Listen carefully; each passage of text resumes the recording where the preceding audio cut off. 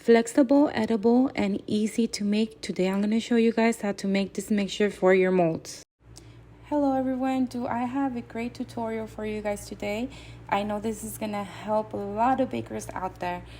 So have you guys ever purchased these kind of molds, wanting to use them for fondant applications to decorate your cakes, only to find out that you really can't use them for a fondant application?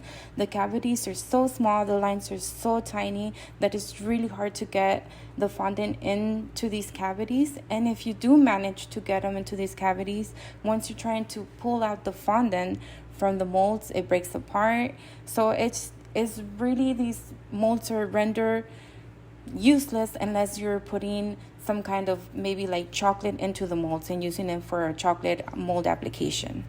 I have a great tutorial for you guys today. This recipe is very simple to make. Essentially, this is a edible fabric mixture, which you use to make edible fabrics.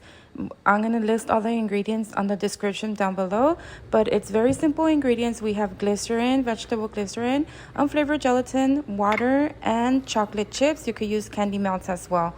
We're going to start by mixing the water and the gelatin together and letting that bloom, setting it aside. While that's blooming, we could go ahead and start melting the, here I'm using chocolate chips, like baking chocolate chips. You could use that as well as candy melts. You do not have to use expensive chocolate for this, and that's what's great about it. Okay, once the chocolate has melted and the gelatin has bloomed, you're gonna go and take that to the microwave and melt it, and you're gonna mix this mixture together. Combine it until it's very, very well mixed. And then you're gonna add the glycerin. This is vegetable glycerin, and it's gonna be a half a teaspoon, and you're gonna mix that in as well. Make sure that you incorporate everything together. Now the mixture is ready to be used. You could use it like this, or you could add any type of gel color if you want to add color to it, or a petal dust. Here, this is how it looks once it's dry. Now here is another piece that I made. This is about 2 days old, and you can see that it's still very flexible, very manageable. Now I'm going to be pouring this into my molds. Now this takes a little time to get used to, especially if you have molds with tiny cavities. You want to try as much as possible to not go over the lines of the molds, because then you're going to have to remove that by hand. If your mixture ever hardens up during the process, you could always go back and melt it again. 10-20 seconds in the microwave, and it should be fine, and you could keep reusing it. If you mess up, you could remove this mixture from your molds and start all over again, melt it, and use it again. So this is after half an hour of drying. I want to say maybe like 40 minutes, not half an hour. After 40 minutes, this is how my mixture has dried, and now I'm able to remove it from the molds.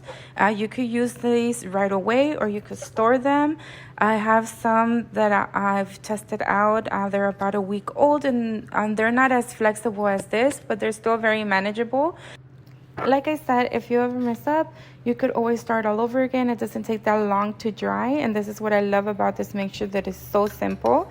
Now I'm going to show you guys how I like to color my pieces. Here I'm adding a bit of vodka first. This is going to be a dry application, so I'm using the vodka, and I'm going to let it just dry for a couple of seconds, just so it's not so saturated. And then I'm going to go in with a dry brush and my edible gold dust, and then dust my piece. This creates a very shiny piece, and you guys are going to see in a little bit, but whatever you guys prefer. If you guys like to mix your vodka with your color dust, and you could paint it on that way as well. So I hope that you guys like this tutorial, and I hope that it helps you bakers out there. I know that this helped me a lot to be able to use these molds that have been sitting in my pantry that I haven't been able to use. Don't forget to give me a like and comment if you guys have any questions, and have a wonderful day.